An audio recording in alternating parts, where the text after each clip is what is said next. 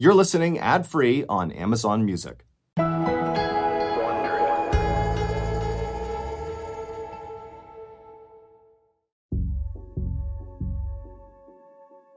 On the morning of July 30th, 1976, a young doctor examined an elderly veteran at Bloomsburg Hospital in Pennsylvania, desperately looking for a way to keep this man alive.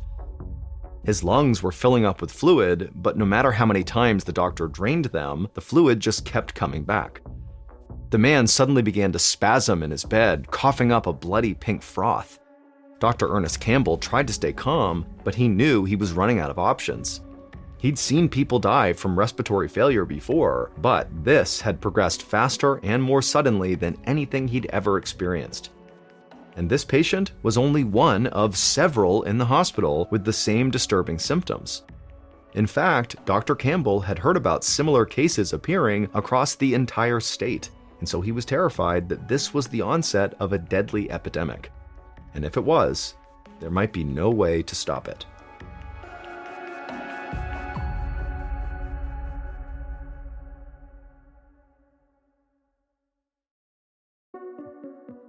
From Ballin Studios and Wondery, I'm Mr. Ballin, and this is Mr. Ballen's Medical Mysteries, where every week we will explore a new baffling mystery originating from the one place we all can't escape, our own bodies.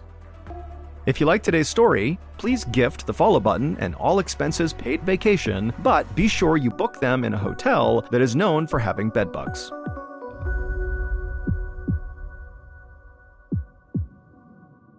Today's episode is called The Philly Killer.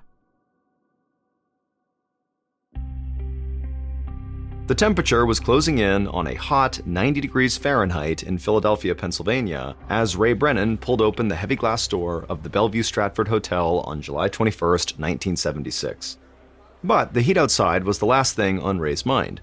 He was just excited to be here at the Pennsylvania Convention of the American Legion, the nation's biggest veterans group.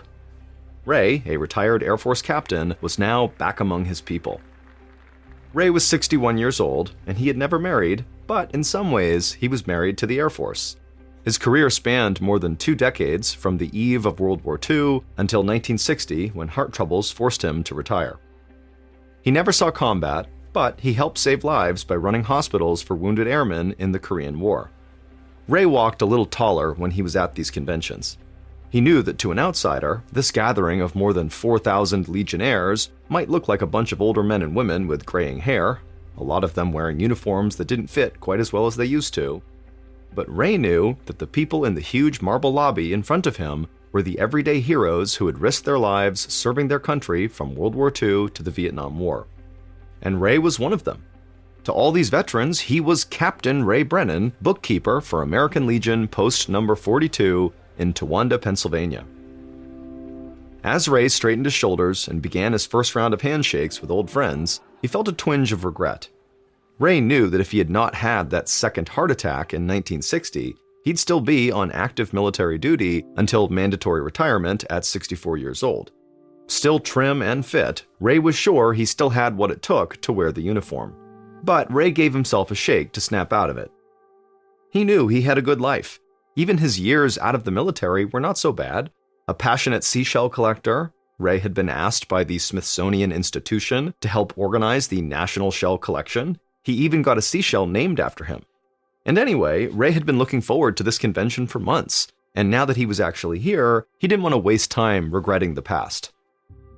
For the next 3 days, Ray had a great time, telling stories, listening to speeches, and catching up with people he loved over dinner and drinks.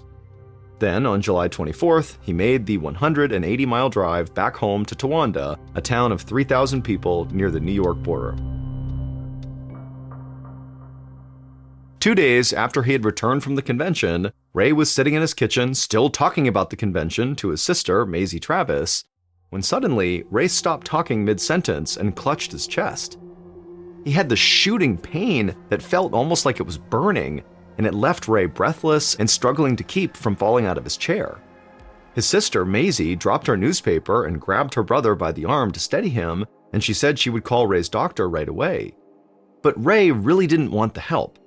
He was terrified of having another heart attack, but this pain, it just felt different. It felt like his heart was just racing. He was sure it would just pass.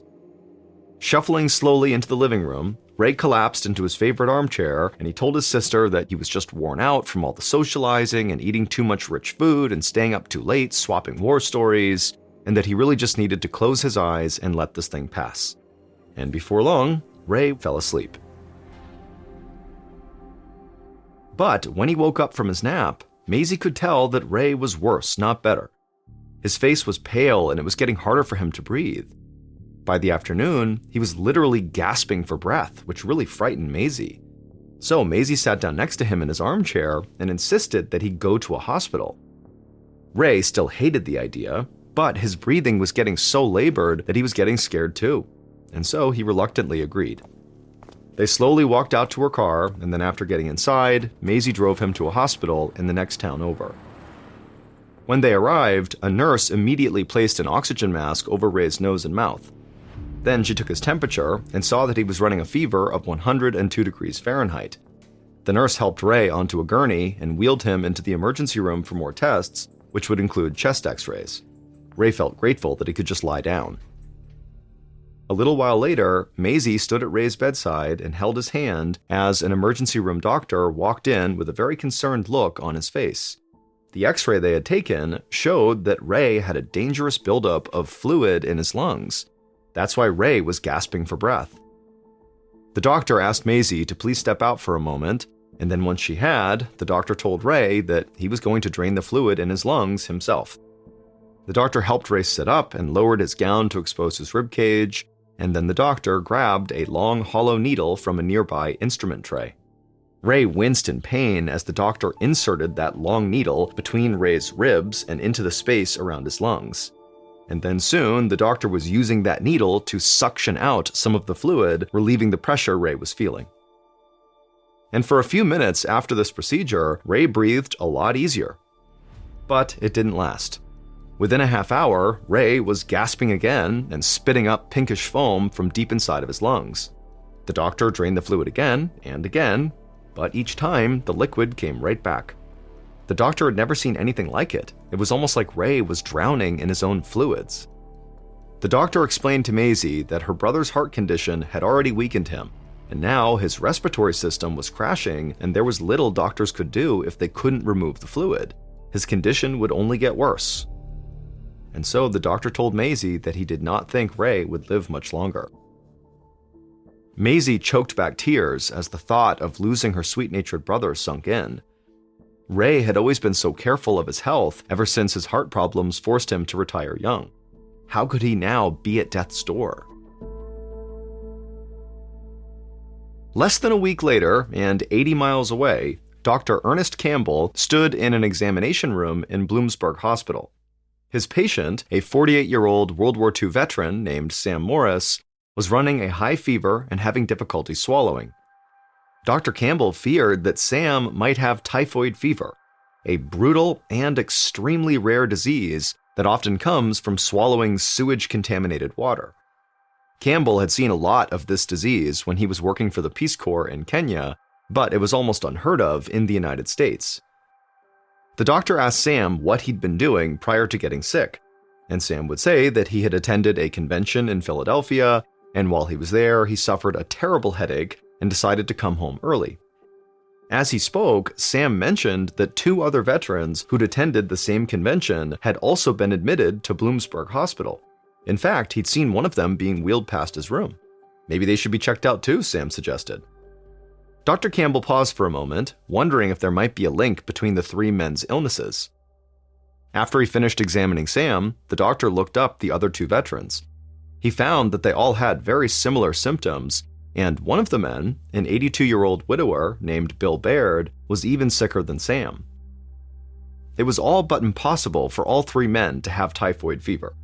Campbell knew something else, maybe something doctors had never even seen before, was preying on these men. Dr. Campbell consulted with the other men's doctors and ordered the same tests for all 3 veterans. The lab promised they would get the results back as soon as possible. But before the results came back, the elderly veteran, Bill, got worse.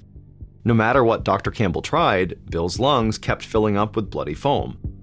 Dr. Campbell felt powerless as he watched his patient's life drain away. and then early on the morning of Friday, July 30th, Bill died. He'd only been in the hospital for a couple of days. Later that day, Dr. Campbell was back in his office, trying to figure out how to treat the 2 remaining veterans in his care. He was just thankful that the 2 patients were younger and stronger than Bill had been. He hoped their bodies would be able to fight off the disease on their own. While Dr. Campbell looked over their charts, a nurse knocked on his door. She had the veterans' test results. Dr. Campbell eagerly grabbed them from her, desperate for any indication of what he was fighting. But as he looked the results over, Dr. Campbell's hope drained away. The results were inconclusive. There was nothing telling him how he could treat this mystery disease. Dr. Campbell realized he was not capable of tackling this disease on his own. Whatever had infected the veterans was extremely deadly. If it was contagious, it could be the start of a massive epidemic. He put down the test results, then picked up the phone and quickly dialed the number for the federal health authorities. He knew he had to get through and tell someone before this situation got even worse. Dr. Campbell had barely put the phone down before the news media began to hear rumors about a mysterious disease that seemed to be striking veterans who attended this American Legion conference in Philadelphia. The COVID pandemic was decades in the future, but even then, the public was anxious about the possibility of a disease that could spread wildly, potentially killing millions of people. The Chicago Tribune newspaper compared this Philadelphia outbreak to a popular movie at the time, The Andromeda Strain, that imagines a disease from outer space that comes to a small town on Earth and sets off a tidal wave of sickness and death. And so after that news story broke, doctors all across the country started getting all these calls from patients reporting respiratory symptoms and wondering if they too had the mystery disease. Many did not. They just had chest colds. But their panicky calls jammed up the emergency lines from coast to coast. 3 days after Dr. Campbell called for help, Dr. David Sensor rushed through the front doors of the Centers for Disease Control and Prevention in Atlanta, Georgia. The CDC was home to the world's foremost disease detectives, with a mission to prevent outbreaks both in the United States and also abroad. The 51-year-old head of the agency, Dr. Sensor, had gotten word over the weekend of an emerging health crisis in Pennsylvania. Dr. Campbell at Bloomsburg Hospital was one of the first people who had called it in. The CDC took Campbell's call very seriously, especially as a flood of other calls about sick veterans around the state poured in. Despite the early hour, the building was buzzing with activity. Phones were ringing off the hook, and staff were running around passing documents to each other. Dr. Sensor reached his office, where several senior officials were waiting for him. He sat down at his desk, and they briefed him on everything they had learned. Over the weekend, a mysterious epidemic had spread like wildfire. So far, the agency knew that a total of 37 people throughout Pennsylvania had been hospitalized with headaches, chest pains, fever, and lung congestion. 13 of them had died. Dr. Sensor rubbed his forehead and let the information sink in. He asked if they'd made any progress on identifying the cause of the disease, but everyone in the room just shook their heads. They didn't even know if this disease was caused by a bacteria, a virus, or something else. The only thing they knew was that almost everyone who got sick had attended that veterans conference at the Bellevue Stratford Hotel from July 21st to the 24th. But this clue only raised more questions. Not everyone who was sick had actually been inside of that hotel. A bus driver from western Pennsylvania who had simply dropped passengers off in front of the hotel, and a female bank teller who worked across the street from the hotel had both died that morning. Neither of them had entered the hotel or participated in the conference, but they both shared the exact same symptoms as the veterans. Dr. Sensor frowned. He knew there was no way this was a coincidence. If other people had contracted the disease by just being near this hotel, it meant that whatever was infecting people was highly contagious. An outbreak like this could be catastrophic. His thoughts of a worst-case scenario were interrupted when another health officer walked into his office. This officer had just talked to a representative from the veterans group that had hosted this now infamous convention. Another man had apparently just died. Now 14 people were dead from this mystery illness. The officer handed Dr. Sensor several autopsy reports, and as he read them, Dr. Sensor's face drained of color. The reports described the victims' lungs as being covered in a thick, bacteria-filled layer that looked like Brillo pads. This layer prevented some antibiotics from penetrating the lungs, which made it very difficult to treat this infection. And so, with medicine basically unable to help fight this disease, the victims' only slim hope was for their own bodies to somehow overcome the attack on their own. Dr. Sensor looked up at all the people gathered in his office, and he wasted no time telling them what to do. They had to get a team of scientists to Philadelphia as soon as possible and find out what was killing so many people. That evening, one of the CDC's senior investigators, a 32-year-old man named Dr. Fraser, broke through a gauntlet of reporters posted in front of the CDC headquarters. They shouted questions at him, but Dr. Fraser kept his head down and walked past all of them.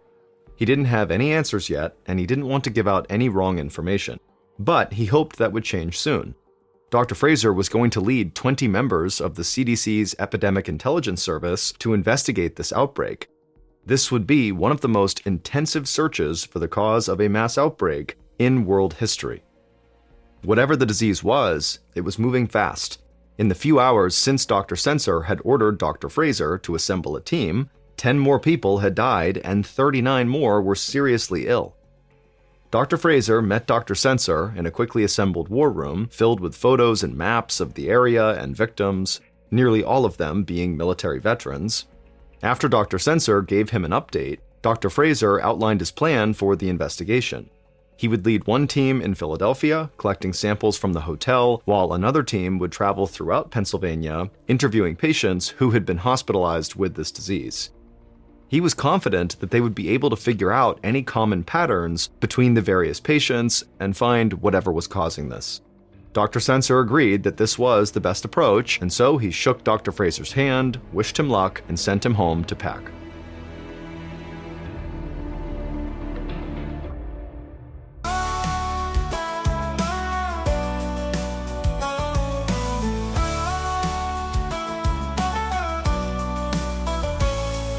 De wind fluistert zacht door de velden heen. De wolken dansen in de blauwe lucht. Het woud roept ons met zijn mysterie. De zonsondergang kleurt de horizon. Oh, natuur, jouw plaats zo puur. In elke bloem, in elke boom.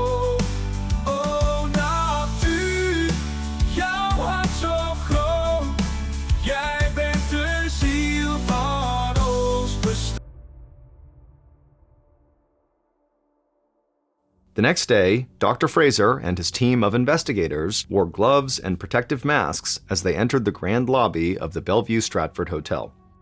Just 2 weeks earlier, it had been packed with veterans and their families. Today, it was nearly empty, except for a few startled-looking staff members.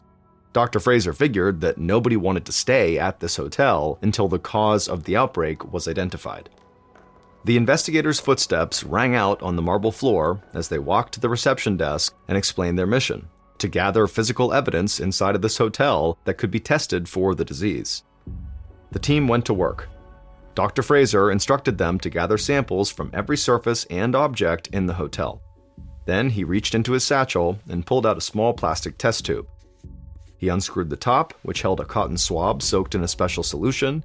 He carefully rubbed the swab on the reception desk and then placed it back into the test tube and labeled it. He wasn't going to overlook anything. Throughout the lobby, the EIS investigators were doing the same thing. One of them was on his hands and knees, painstakingly swabbing different sections of carpet. Another woman pulled off air conditioning grates to check the vents.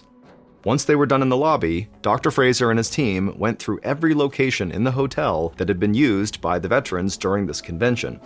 They swabbed door handles, elevator buttons, and furniture. They moved through the hotel's kitchens and bars, swiping the insides of water pitchers, coffee pots, and silverware. They collected bits of food and the ashes from the bottom of ashtrays. And then several hours later, Dr. Fraser led a team up to the roof of the hotel, 20 stories above the city. The hot August sun beat down on all of them as they scraped up bird droppings next to a large cooling tank. Dr. Fraser thought that sick pigeons might have carried the virus and maybe somehow transmitted it to the veterans, and so that's why they had to check the droppings. A little while later, the team was relieved to return to the cool lobby of the hotel. They sealed their samples in a container to be sent back to the laboratory for examination. The answer to what caused the deadly disease had to be somewhere inside one of those test tubes. Once the samples were collected, they were sent straight to the CDC's lab in Atlanta. Dr. Sensor had assembled some of the country's best scientists to test them for every disease imaginable. One of those scientists was a young microbiologist named Joseph McDade.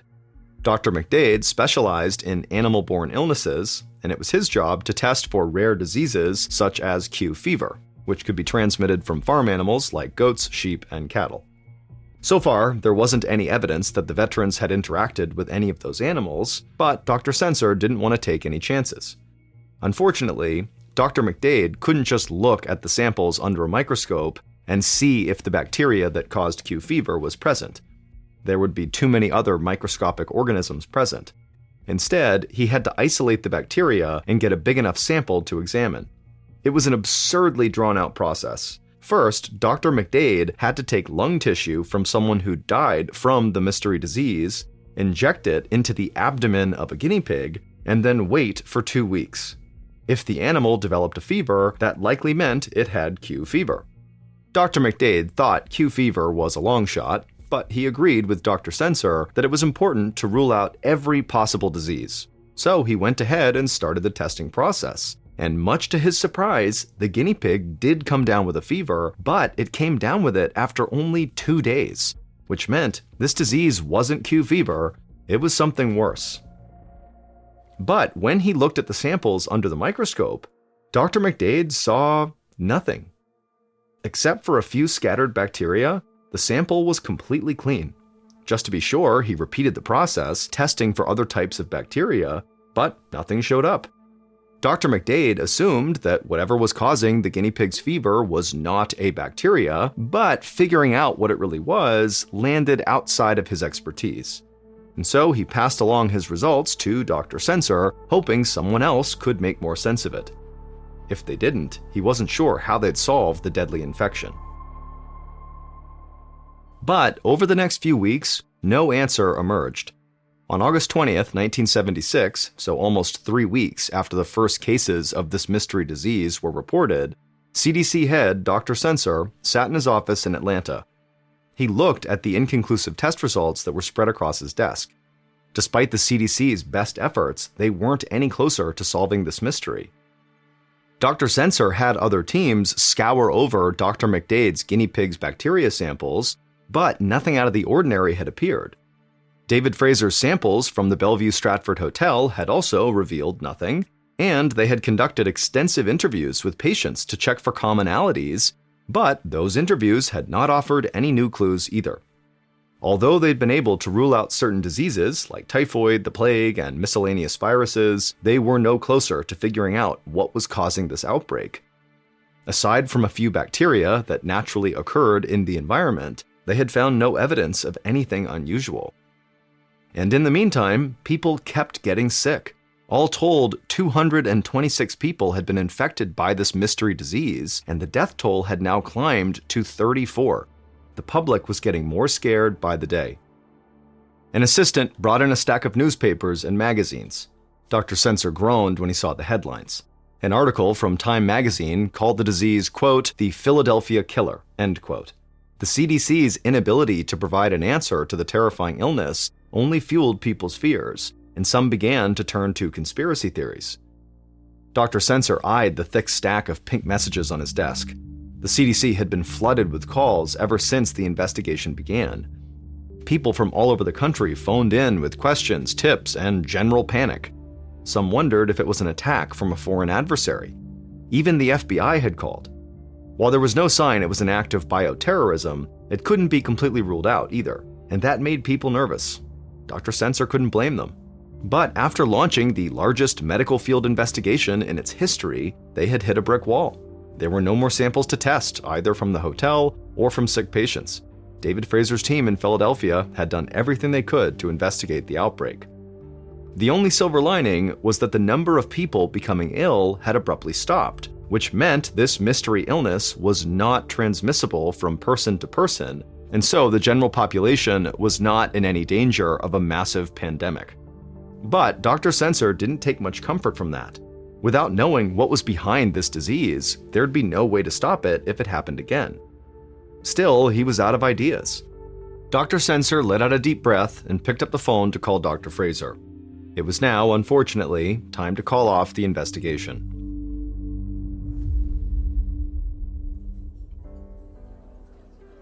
Five months later, in December of 1976, Joseph McDade, the microbiologist who had conducted the Q fever tests, poured himself a drink at a holiday party in Atlanta. Dr. McDade was ready for the year to end. The past few months had been deeply frustrating. Ever since the investigation had been called off in August, Dr. McDade and his colleagues at the CDC had been under severe scrutiny. The head of the CDC, Dr. David Sensor, had even been accused by Congress of running a sloppy investigation.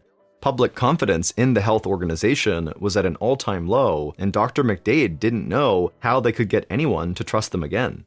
As Dr. McDade chatted with some friends, someone tapped him so hard on the shoulder that he almost spilled his drink. Dr. McDade turned around and saw that it was one of his neighbors. The man was red in the face and he was holding a glass of whiskey in his hand, and so Dr. McDade could tell, this guy was drunk. But before he could say anything, the neighbor jabbed Dr. McDade in the chest with his other finger and said he knew Dr. McDade worked for the CDC. Then the neighbor ranted about how badly the CDC had failed the American people and that people like him, Dr. McDade, were why the Philly killer had claimed so many lives. Dr. McDade took a step back, totally stunned, and then before he could respond, the neighbor had turned and walked away. Dr. McDade turned back around to his friends, but he couldn't focus on the conversation anymore. He wasn't angry at the confrontation. The man had been harsh, but he was right. Dr. McDade felt an overwhelming sense of failure for not being able to help crack the case. For the rest of the week, that feeling of failure stayed with Dr. McDade until he couldn't take it anymore. One day during the week between Christmas and New Year's, Dr. McDade headed to his lab at the CDC. No one else was there. Dr. McDade stood alone in a dark room surrounded by lab tables and microscopes. A string of blinking lights on the ceiling and a half-empty gift basket were the only reminders that it was the holidays. Dr. McDade wanted to look at the tissue samples again from Philadelphia just to kind of clear his conscience and make sure he didn't miss anything. So he pulled out the samples that he'd tested back in August and he slid them one by one under the lens of his microscope. And once again, they were completely clean, except for a few stray bacteria shaped like little rods. Over the summer, he'd assumed these stray bacteria had accidentally gotten mixed into the samples. It was impossible to avoid some level of contamination. Now, Dr. McDade wasn't so sure and wondered if there was more to them. He grabbed a few more slides from deep storage that he hadn't examined before, but they all looked the same. There were just a few rod-shaped bacteria floating around in each sample. But then, Dr. McDade examined one last slide from the lung tissue of a deceased veteran, and when he looked at it, he saw something that shocked him to his core. There weren't just a few of the rod-shaped bacteria. There was a giant cluster of them, far too many to be random contaminants. The answer had been in front of him the entire time. These little rod-shaped bacteria that he had written off had caused the outbreak. But before he could tell anyone, he had to be 100% sure he was right. So Dr. McDade grabbed more slides from the freezer and started running more tests. 2 weeks later, in January of 1977, Dr. Sensor sat in his office, eager to hear what Joseph McDade had apparently discovered during the holiday break. And Dr. McDade would announce that he had identified the actual organism responsible for the outbreak.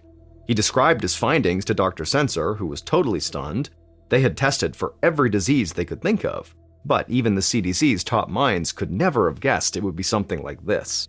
Dr. Sensor agreed that Dr. McDade's discovery was a significant breakthrough, but they needed to gather more samples from the Bellevue Stratford Hotel just to be certain. And so, a few days later, Dr. Sensor sent out one more team of medical detectives to Philadelphia. And during this search, the crew went straight to the roof of the hotel, and there they took a sample from a very specific area. And there, on a cold winter day 6 months after it first started, the mystery was finally solved. The Veterans Convention had taken place in July, a hot and sticky month in Philadelphia. The hotel's cooling system ran full blast for the 3 days of the convention. The cooling towers up on the roof were old and hadn't been maintained recently, allowing the water inside that was used for air conditioning to grow warm and stagnant. It had created the perfect environment for new bacteria to thrive, in a thin coating of slime commonly known as pond scum. Normally, the bacteria in pond scum doesn't make people sick, because people don't inhale it. That's why you can usually swim in lakes, ponds, and other freshwater sources without coming down with this particular deadly disease. It's only deadly if it becomes aerosolized, which means being turned into a spray. And in the summer of 1976, that's exactly what happened. When the hotel's air conditioning system kicked on, the bacteria, which had grown in the cooling tower's warm water, was transported down through the system's pipes. It was then sprayed out as cooled air all over the thousands of veterans inside the hotel. Everyone who inhaled the air at the convention was breathing in bacteria-ridden water droplets. That included people like the bus driver and bank teller who had both died. They hadn't even gone into the hotel, but they had been exposed to the infected mist that had come off the cooling tower and fell onto the sidewalk below. Not everyone who inhaled the mist got sick, including most of the hotel's employees and other guests. This was likely because they were younger or did not have any other health risks that made them more susceptible to this bacteria. Now, nobody knew about this deadly mist because right after the convention, the air conditioning filters at the hotel had been cleaned. That's why the team of EIS investigators didn't find bacteria when they scoured the hotel for samples. But after Joseph McDade's discovery, they finally tested the cooling tank's interior, which had been missed before when they were doing all those samples. In the slime coating on the inside of the tower, they found the deadly bacteria that Dr. McDade had originally seen under his microscope. This bacteria was named Legionella in reference to the convention's attendees, the mostly male veterans who were all members of the American Legion. The condition they developed is now known as Legionnaire's disease, and while there are still occasional outbreaks today, thanks to the efforts of the CDC, Joseph McDade, and even the angry neighbor at the holiday party, this disease is now treatable and much less fatal. But that all came too late for Captain Ray Brennan, the conference attendee who had to retire early from the service because of his heart issues. Surrounded by his 2 brothers and 4 sisters, including Maisie, Ray died just before sunrise on July 27, 1976, holding one of his beloved seashells in his right hand. The official cause of death was listed as a heart attack, but he went down in history as the primary criticism of virtually every paranormal story out there is a lack of credibility. Either the person claiming the events happened lacks credibility themselves, or you just don't have any other corroborating evidence, like other people that witnessed it, other credible people that witnessed it, or in many cases, a lack of video or photo proof that said paranormal event happened. But in the case of the story today, you not only have a highly credible witness, a NASA robotics engineer, you also have other corroborating witnesses that are from that NASA engineer's family that were there and witnessed it with him. And you have, albeit limited, you do have video footage of what they are claiming happened that was paranormal. But before we get into all of that in today's story, if you are a fan of the strange, dark, and mysterious delivered in story format, well, that's what my channel is all about, and I upload 3 to 4 times a week. So if that's your thing, if you could gently pulverize the like button and then turn on all notifications so you don't miss any of my uploads every week. All right, let's get into it. Bill Vail has always been incredibly scientifically minded. He's always had technical jobs his whole life. He took a job for 15 years at NASA as a robotics engineer. He also spent a little time as a pilot for NASA as well. He is just somebody that is very process-oriented. And in fact, his family and friends, they say this with respect, but they say that, Bill, he lacks an imagination. He's super pragmatic, super to the point, and doesn't really have time for, call it, creativity. He's all about facts. In 2002, Bill and his wife separate, and it catches Bill a little bit off guard. And it almost prompts like a midlife crisis for him where, before it had been really his work with NASA that had been fulfilling to him. And now he has this huge gap in his life. And suddenly, he's looking around and he's like, what am I doing all this for? I don't have a family anymore. Like, what am I doing? And so he decides to move back home to Arlington, Texas, where his little brother lived. So when he gets to Arlington, he feels like he can have a fresh start in a way.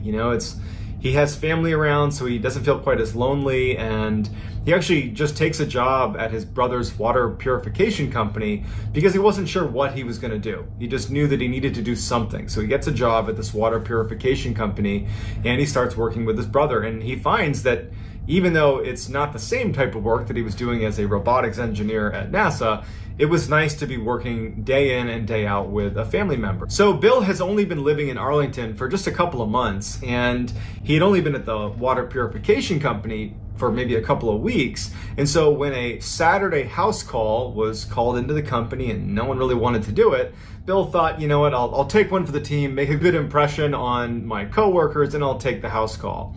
And what it involved is part of Bill's job was to go demonstrate how to install and use this water purification system in customers' home. The dispatcher for the water purification company said to Bill, she goes, hey, listen, this is a little bit weird, but the person who called was adamant that you be there at 5 o'clock, not a minute earlier, not a minute later. And it was probably only about 3 o'clock in the afternoon. And he's like, so what do I do? And she's like, I don't know, like go get a bite to eat and just make sure you're there by 5. And so he does that. He's like, that's weird. But he drives around and he parks outside of the house a little ways down the street. And a couple minutes before 5, he gets out and he starts heading over to the property to do this house call. He starts walking up the path to this big brick house at like 4:59, and as he's getting closer to the steps, he can hear through the front door, which he can already tell it's slightly open, it's not latched all the way. He can hear screaming inside of this house. It sounds like a woman screaming, and it actually sounds like she's screaming, get out of here. But he doesn't really know what to make of it. He has a job to do, so he walks up to the door, and even though it's open, he knocks. And now he can literally hear through the crack in the door that someone in this house is screaming. And he's listening, and finally he decides, well, I should probably just open it up and make sure everything's okay, because I can hear someone screaming inside, the door's open. So he opens it up and he walks inside. He takes one step inside of the residence and just kind of peeks around, and he can see a little bit down the hall off to the right, there's an opening to a room. And in the room are 3 men on their knees in a little circle, and a woman is walking around them in a circle, and she's holding a book in her hand, and she's speaking in tongues. Just nonsensical, couldn't make sense of her language, but periodically as she's circling them and she's touching each of their heads, she's screaming, get out of here. Leave these people. Get out of here. Bill is about to leave. He knows that this is just too weird for him, but right before he does, the woman who's walking around the 3 men on the ground looks up at him and points directly at him and doesn't break eye contact and just holds her finger out pointing at him. And he gets this very strange sense that like this woman wants to do harm to him. And so he just runs out the door and is like, yeah, I'm not going back in there. Goes back to his car and he calls the dispatcher back at the water purification company. And he's like, okay, I just took an insane house call. The lady in there is crazy. I'm not doing it. Don't reschedule. And if you do not put me on it because I will not go in there. Bill was a very straightforward guy. And he's just not going to let his imagination run wild with what they were doing. You know, those people are crazy and that's not my business. It's not my problem. And so he forgot about it. He just goes home to his house and he turns on the TV and he gets his microwave dinner and he's just sitting there eating his food and just having a nice Saturday night to himself, when out of the corner of his eye in his other room, and I keep in mind, Bill lives alone and has no pets. Out of the corner of his eye, he thinks he sees something small dart across the ground. He couldn't tell if it was flying through the room or if it was running through the room, but he just was like, oh, now I got, some rodent or a bird or something in my house. It must have snuck in through the chimney. And so Bill is not scared. He's mostly like frustrated that now he has to deal with some rodent in his house or some bird in his house.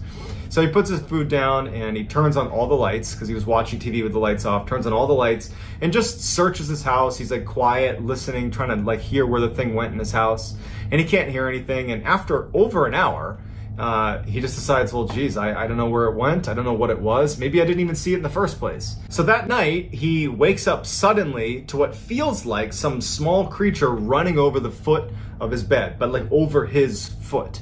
And it instantly wakes him up, and he instinctively sucks his legs up to his chest under his covers. You know, as pretty much anybody would do when some random creature is running on your feet in the middle of the night. And he's like, great, this thing, it's probably, now you can tell it's a rat, it's a rodent. He's like, great, now it's literally in my bedroom on my bed. And so he flips on the lights, and now he's just mad because this is right in the middle of the night. It's the last thing he needs. And he lights on and he searches the room. He looks under, his dresser, he looks in the closet, he looks under his bed, he looks everywhere.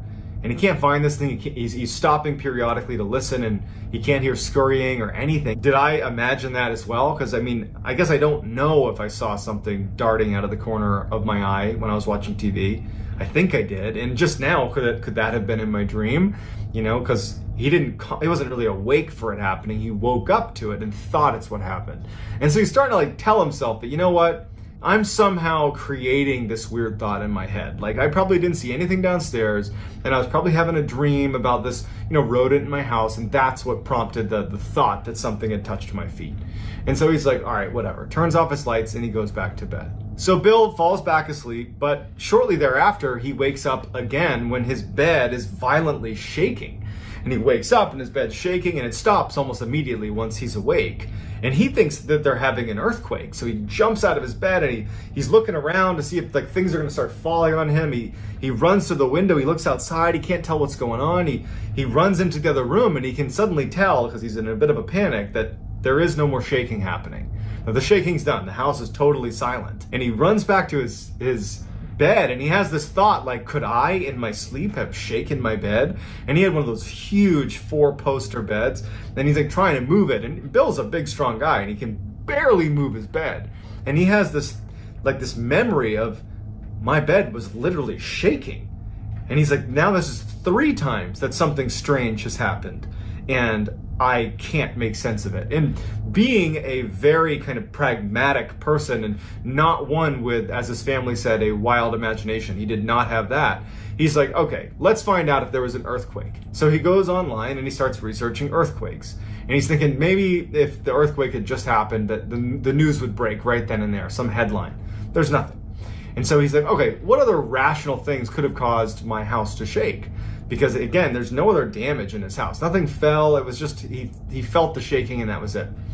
And so he starts researching what's in the area, and he finds that there was a military base, and actually it's an air base right near his house, a couple miles away.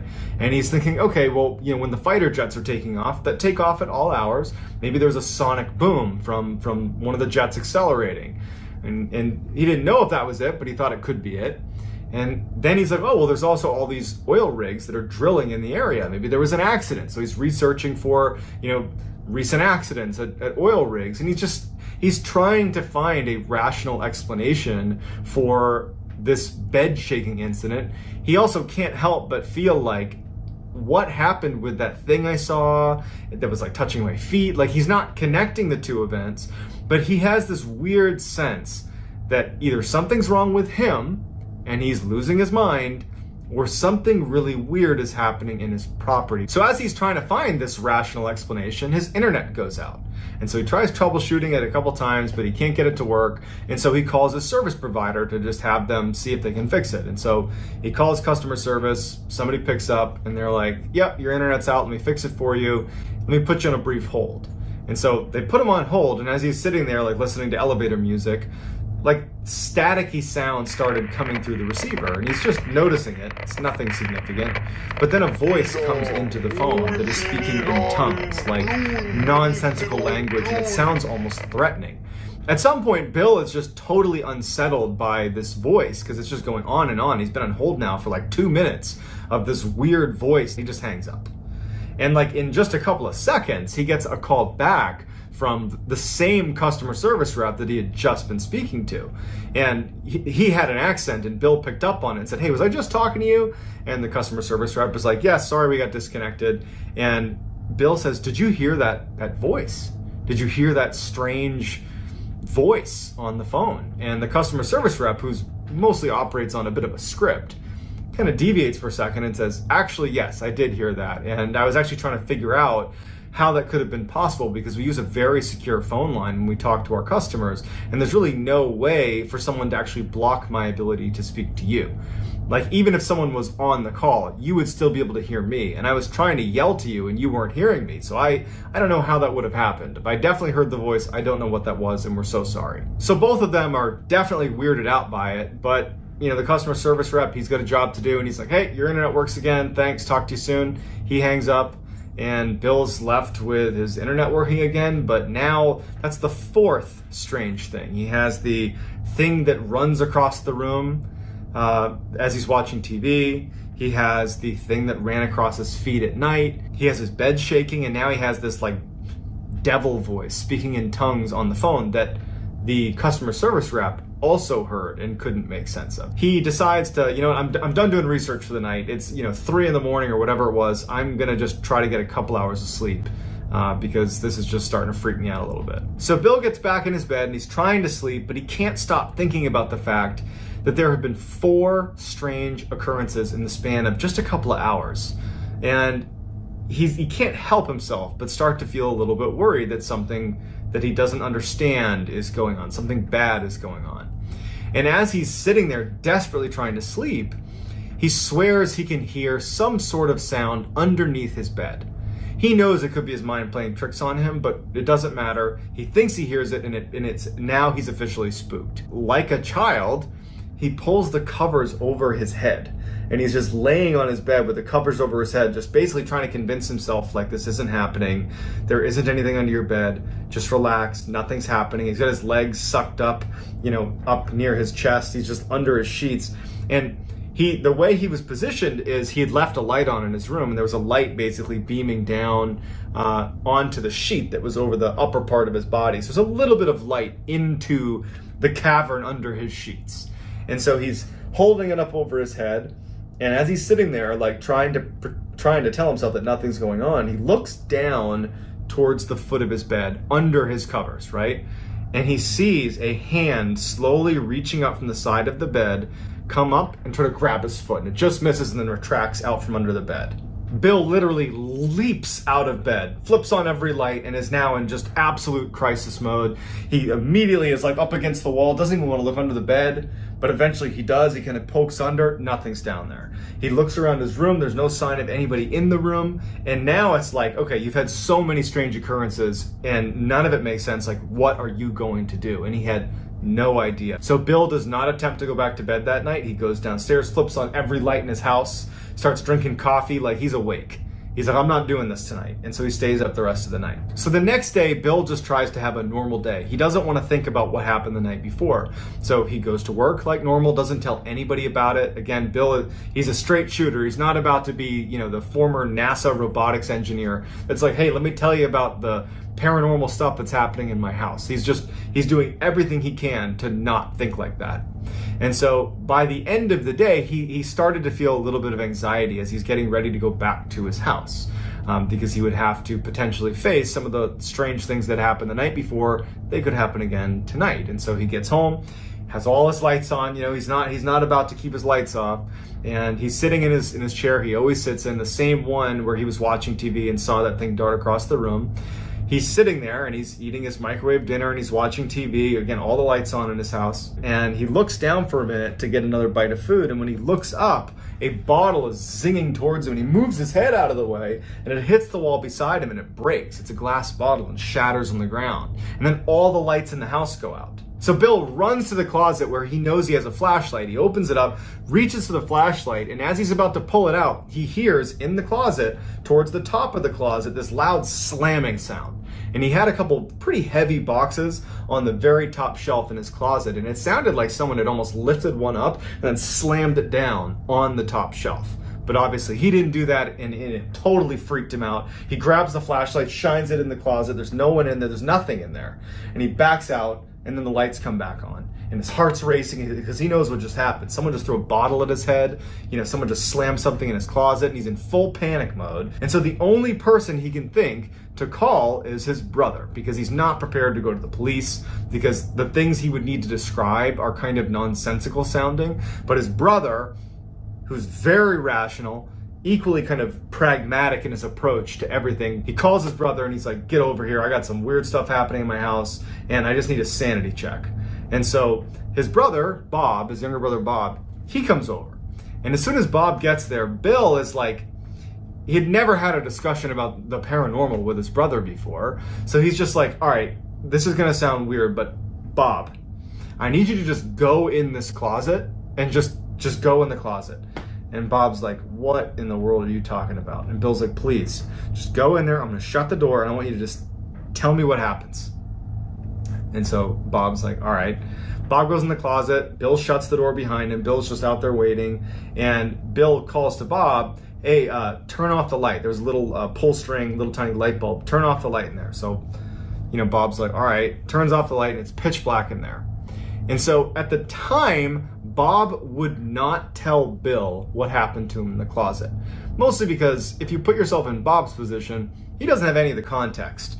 He doesn't have anything that happened. He's never experienced anything like this before. And so what he experiences, he kind of chalks up to probably his own doing. He doesn't think that someone did it to him. And so what happens is he's in the closet and he feels something hit his leg. And he thinks, oh, I must have knocked into something that hit my leg, like a pair of shoes or something. And he's just standing there, and then something hits him hard in the face, and he thinks, oh, I must have hit something on the top shelf that fell and hit me in the head. But the two things combined, it did unsettle him a little bit, and he consciously decided, I'm not gonna tell my brother Bill that this happened because I'll only feed into his own paranoia right now, and that's not what he needs. Opens the closet, gets out, and he's like, you know what, Bill? Nothing happened in there. You got nothing to worry about. There's nothing in here. And so he leaves, and Bill is left kind of crestfallen because he feels like he really didn't do a good job conveying to his brother just how much had happened in the house so far. He basically said, I've heard some strange noises, go in the closet. And then nothing really happened. So he feels like out of his element. He just feels like he doesn't know how to handle it. And so he has only one other person that he feels comfortable kind of letting in to this situation, because it was just kind of embarrassing for Bill. I mean, he's this esteemed NASA employee. The last thing he wants is to have somebody think that he's like losing his mind a little bit. But he has his friend Michael, who is a sound engineer that worked for a couple podcasts. And when he calls him, Bill doesn't even really know what he's going to say to Michael. He just needed to talk to someone, like a friendly voice kind of thing. And he calls him, and Michael's a little bit surprised to see Bill calling him, and they have a little bit of small talk. And Bill says to Michael, I don't know how to approach this with you, but I moved to Arlington, and I got some weird stuff going on in my house, and I guess I'm just telling you because I don't know what else to do. And so Michael's like a little bit caught off guard and is a little bit just worried about his friend. And he starts asking him some basic questions, just, oh, well, what have you heard? Like, what have you seen? Just not really sure if it's even remotely worth exploring, but just asking some basic questions. And as they're having this exchange, the voice that came on the phone during the call to the customer service rep for the internet provider came on the phone. And all of a sudden, Bill can't hear Michael, and Michael can't hear Bill. All they both hear is this voice, this like angry, kind of demonic sounding voice that sounds very threatening. And so while this is going on, Michael just instinctively is like, well, I have all my sound set up here, and he grabs a mic and he puts it to the receiver and starts recording. And for a minute and a half, he sits there recording this voice. And then about 30 seconds into the recording, not that Michael could hear it, Bill on the other end, who's heard this voice before, and he's starting to get the feeling that this whole thing is bad. Like, it's bad. And he starts yelling to Michael to hang up. Don't listen to this. Hang up the phone. Don't listen to the voice. He's yelling for him. And then after about a minute and a half of this chaos that Michael's recording, the voice suddenly stops. And it goes back to Bill and Michael talking to each other. And it's like crystal clear. And so Michael immediately says, hey, Bill, you there? You there? And Bill's like, yeah, I'm here. I was trying to get you to get off the phone. You can't listen to this stuff. I don't know what it is, but it's bad. And Michael just goes, no, listen, I recorded that. Here, let me play it back for you. And so he starts playing it back, and it's silence. except for when Bill was yelling to Michael, don't listen to it, hang up, don't listen to it. And Michael is yelling in the beginning to Bill like, hey, what is that? What is this? But then it's all silence in between. So they aren't speaking to each other, even though they're on the phone with each other, and they hear something, but the recording only picked up their voices, not the demonic, possessed sounding voice. At this point, Bill is starting to get a little bit scared. Maybe he wouldn't admit to it, but he's alone in this house and all this strange stuff is happening, and he just decides that he's going to invite his brother over for dinner. And Bill is in the chair that he always sits in, and Bob and his wife Cindy are on the couch, and they're kind of having a nice time. Bill recalled feeling, it was just nice to have other people in the house. And they're watching TV, and as they're watching TV, suddenly Bill just stands up and kind of runs over to the room where he had originally seen that thing dart by, this rodent or whatever he saw. And Bob and Cindy obviously see him get up and run over, and they're like, hey, what did you see? What was that? And Bill's like, okay, I don't know how to describe what I saw, but I saw this thing that's in my house. And, Bob, I brought you over here because I've just been seeing this animal or something running around my house, and I swear I just saw it. I swear I just saw it. And he goes, hey, look, Bob, sit in my chair, because it was the only vantage point into this room. The couch where Bob and Cindy were sitting, they couldn't really see into this room. And he goes, just listen to me. Bob, sit in my seat and just sit here and just watch the TV. Don't pay attention to the room. Just watch the TV and just see if something catches your eye. Because, maybe I'm seeing something that is totally rational, but something's happening. Just do what I was doing. And so Bob's like, all right. So he sits in the chair. Bill sits next to Cindy, and they start watching TV again. And Bob, all of a sudden, just clearly reacts to seeing something in the other room. And he goes, oh my God, what is that? And they all stand up, and Bill is like, well, what'd you see? And Bob's like, I don't know. It was like some kind of small animal or something, and it looked like it was on 2 feet. It did not look like a 4-legged animal. That's like a 2-legged animal. Like, what was that? And so Bob, he's now feeling like, I was in that closet, some weird stuff happened that I didn't tell Bill about. Now this, and he's like, okay, Cindy, his wife, Cindy, you sit in the seat. You do this now. And so now Bill and Bob are sitting on the couch watching Cindy, and Cindy's watching the TV. Of course, in just a matter of minutes, she sees something dart across the room. Now, was she just kind of jumping on the bandwagon because these two saw it? Maybe. But she certainly described the same thing that Bill and Bob claimed to have seen, which was a bipedal small creature that was just running through the dining room. And so the three of them turn on all the lights and they start searching the house. They're going to find this animal or thing in the house, and they search everywhere for hours and they can't find anything. Finally, after it's getting late, Bob and Cindy are like, hey Bill, I don't know what's happening in your house, but why don't you just come stay with us? We got a guest room. Just crash with us tonight, and you can come back in the morning and call animal control or whatever you want to do, but just, you shouldn't be here tonight. There's too many weird things happening here. Bill, in a way, was actually kind of happy because now he had someone that he trusted and loved, his own family, that had confirmed that they were seeing the same things he was. That even though that is terrifying, that all of a sudden Bill is alone in this house with some creature, this small bipedal creature running around the house, at least he wasn't losing his mind. Or if he was, at least other people were too. So he was kind of relieved, and he was like, you know what?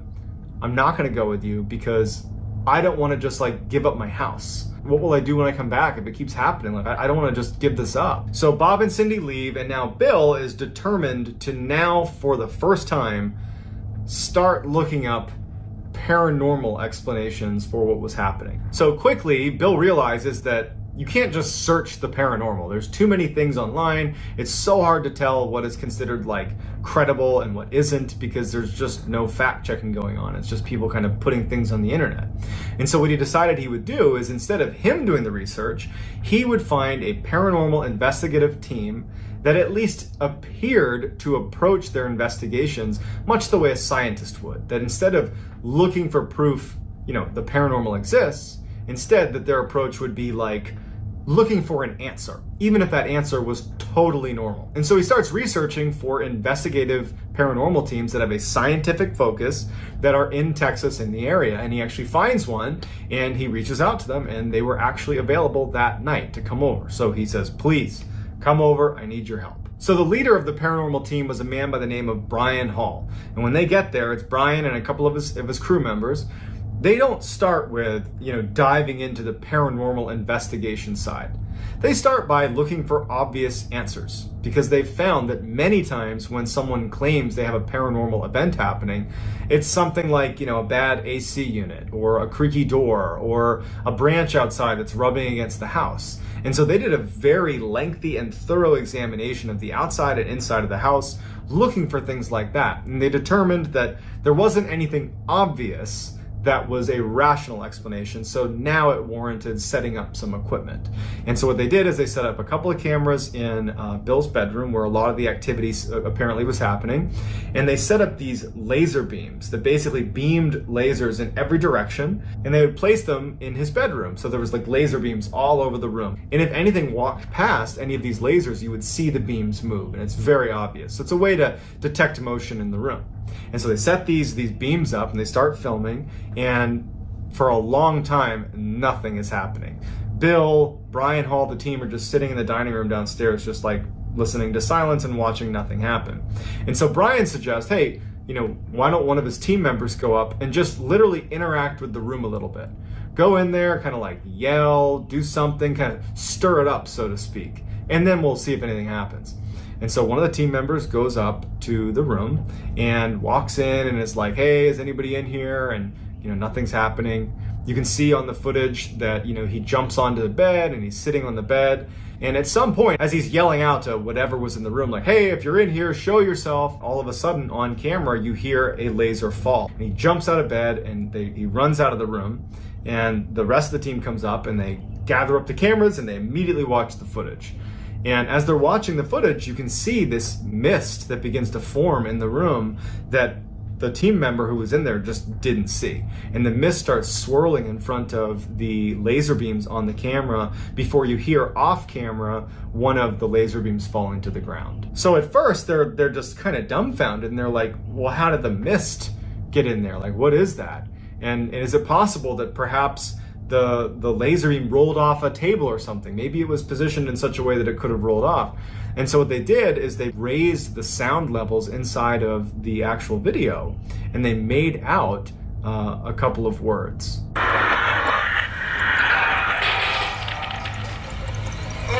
And so at this point, Brian Hall and his team feel like they have quite a bit of data that actually does lend credibility to the idea that there is something paranormal happening in Bill's house. So as they're packing up to leave, they say to Bill, like, you gotta go. You can't be here. Like, I'm surprised you're still here now.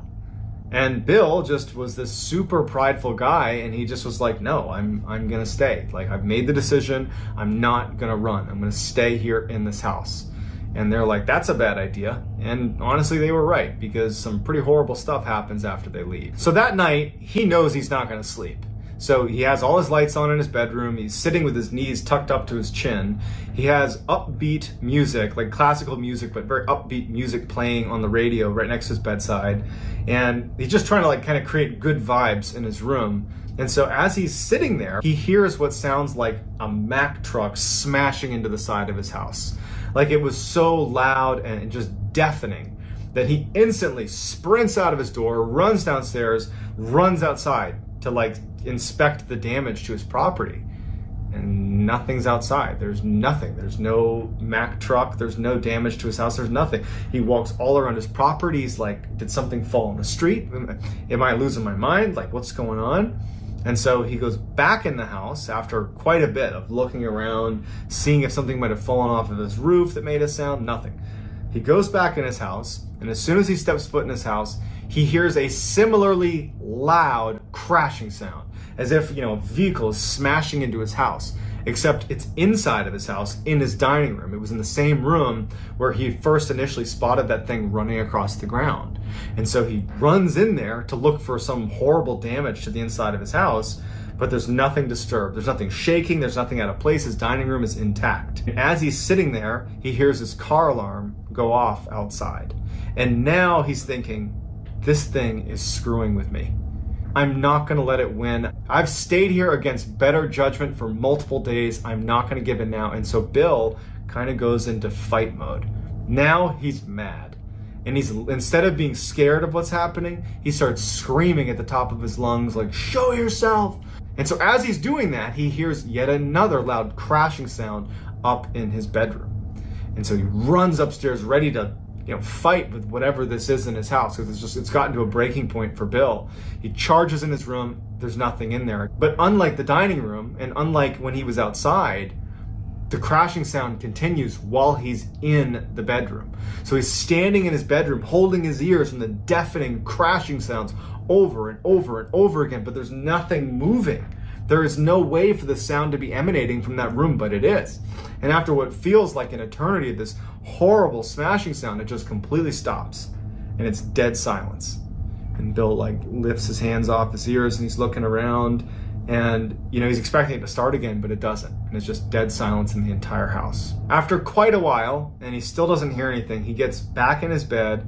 All the lights are on. His radio's on. And he tucks his legs up to his chin, and he's just holding himself basically in the fetal position. And he is, at this point, he's now just petrified. He had his big fight moment, but I think he's now thinking that this thing was just challenging me back. It's basically saying, I can do whatever I want to you, and you can't touch me. I can do whatever I want, you can't touch me.